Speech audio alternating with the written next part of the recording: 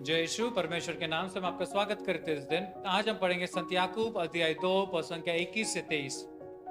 क्या हमारे पिता इब्राहिम अपने कर्मों के कारण धार्मिक नहीं माने गए जब उन्होंने वेदी पर अपने पुत्र इसहाक को अर्पित किया? तुम देखते हो कि उनका विश्वास क्रियाशील था और उसके कर्मों द्वारा ही पूर्णता प्राप्त कर सका। इस प्रकार धर्मग्रंथ का यह कथन पूरा हुआ, इब्राहिम ने ईश्वर में विश्वास किया और इसी से वह धार्मिक माने गए और ईश्वर के मित्र कहलाए। मेरे भाई और बहनों, परमेश्वर का वचन हमें इब्राहिम के बारे में सिखाता है। और इब्राहिम कौन था? जब वो 75 साल का था, वह पिता उसके पास आकर कहता है कि जिस प्रकार के तारे हैं उस प्रकार के तेरे संतान होंगे। और मेरे भाई और बहनों, जब वो 100 साल का था उसको संतान उत्पन्न हुआ। और जब उसको संतान उत्पन्न हुआ, मेरे भाई और बहनों, यकीन जान लीजिए कि जिस व्यक्ति को जब वो 100 साल का था उसको एक संतान मिलता है तो वो कितने खुशी से और कितना प्रेम से अपने बेटे को प्यार करेगा। तो मेरे भाई और बहनों, उसने अपने बेटे को अधिक प्रेम से भरा, उसको हर एक चीज से दिया लाकर, और उसको इतना प्रेम किया कि एक समय आया कि अब्बा पिता ने उससे कहा कि अब इस बेटे को ले और बलिदान के लिए जा। तो मेरे भाई और बहनों, एक चीज जान लीजिए, जब अब्बा पिता कुछ देता है तो वो उसका टेस्ट भी करता है। तो जब इब्राहिम को दिया गया था संतान, पिता उससे देखना चाहता था कि क्या इस संतान को मेरे पास देगा, क्या उसको बलिदान के लिए लेके जाएगा। और इब्राहिम का विश्वास था कि ये अगर संतान ईश्वर ने दिया है तो उससे लेगा नहीं, क्योंकि ईश्वर का वचन कहता है कि ये संतान के द्वारा ये मेरे पूर्ण आने वाले जनरेशंस को बढ़ाएगा। तो अगर ये संतान का बलिदान हो जाएगा तो आगे वाला वंश कैसा बढ़ेगा। तो इब्राहिम का ये विश्वास था। और जब अब्बा पिता ने उससे कहा, उसने उसका वचन को काटा नहीं। देखिए, वो अब्बा पिता से रूबरू बात करता था, वचन कहता है। तो जब अब्बा पिता ने उससे कहा अपने बेटे को ले, तो उसने फिर से सवाल उठाया नहीं।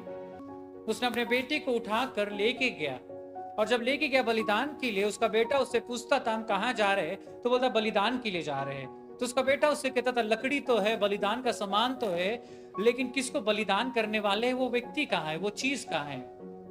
तो इब्राहिम उससे कहता है कि स्वर्ग पिता देगा। और जब उस बलिदान के रास्ते में जाते, जब वहां पहुंचते उस स्थान में, उसने हर एक चीज को सजाया और अपने बेटे को बलिदान करने जा रहा था।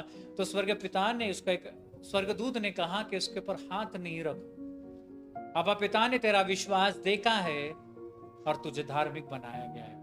और उसी क्षण मेरे भाई और बहनों, वहां पर एक बलिदान मिला।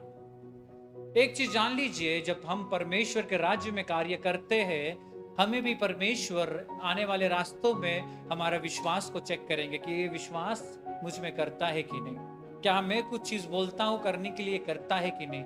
जिस प्रकार मेरे भाई और बहन हम उसके शब्द को पढ़ेंगे, शब्द कहता है कि तुम व्यभिचार ना करो, शब्द कहता है कि तुम झूठ ना बोलो, शब्द कहता है कि तुम अहंकार वाला जिंदगी ना जियो। तो मेरे भाई और बहन, हम विश्वास तो करते हैं, लेकिन उसका शब्द जब ये कहता है तो क्या हम उस शब्द को पूर्ण रूप से मांस बनकर उसके अनुसार चलते हैं? क्या हम अपने चीजों को छोड़ते हैं? जिस प्रकार इब्राहिम अपने बेटे को जो सबसे ज्यादा प्यार करता था, 100 साल की उम्र में उसे मिला गया, उसको बलिदान लेने के लिए भी चला गया। वो अपना पिता का बात को इतना मानता था और उससे इतना प्रेम करता था। तो क्या हम उसके शब्दों को उतना मानते हैं? क्या हम उसके शब्द को उतना प्रेम करते हैं कि ईश्वर हमसे जो भी कहेगा हम वो करेंगे? तो आज मेरे भाई और बहनों, अपनी जिंदगी के अंदर ये झांक कर देखेंगे और ये प्रार्थना इस समय करेंगे। हम अपने आंखों को बंद रखकर अपना पूरा ध्यान परमेश्वर की ओर लगाएंगे। हे पिता परमेश्वर, इस दिन के लिए धन्यवाद देते, सुंदर वचन के लिए धन्यवाद देते। हम प्रार्थना करते परमेश्वर, जिस प्रकार तूने इब्राहिम को परमेश्वर विश्वास से भरा और उसका कार्य भी परमेश्वर तेरे विश्वास के अनुसार था, तेरे शब्दों के अनुसार था। और वचन कहता है कि उसके विश्वास के द्वारा वो धार्मिकता कहलाया गया। और परमेश्वर तू पूर्ण रूप से अपने मित्र बनाया उससे। हम प्रार्थना करते ईश्वर, इस सुबह हमें भी वो विश्वास दे जिस प्रकार का विश्वास तूने इब्राहिम को दिया, कि हम केवल तेरे शब्द को सुने नहीं, लेकिन उसको पूर्ण रूप से जिए। जिस प्रकार तूने इब्राहिम से कहा उठ जा और बलिदान दे, उसने कुछ सवाल पूछा नहीं, उठा गया और बलिदान देने के समय परमेश्वर तूने आशीष दिया। उसी प्रकार का विश्वास हमें दे कि परमेश्वर, हम जानते वो रास्ता कठिन है, लेकिन हमें यह भी जानना है परमेश्वर कि जब हम उस रास्ते में पहुंच जाएंगे परमेश्वर, अंत में वहां पर तू हमें आशीष देगा। ये विश्वास हमें दे परमेश्वर के हम पूर्ण रूप से तेरे राज्य में तेरे वचन के अनुसार चल सके और उस परमेश्वर तोहफा को ले सके जो हमारे लिए अंत में तूने रखा है, वो आशीष को ले सके। और यही प्रार्थना इस सुबह तेरे नाम से माता मरियम के मध्यस्थता से मांगते और कबूल करते हैं। आमीन। जय यीशु।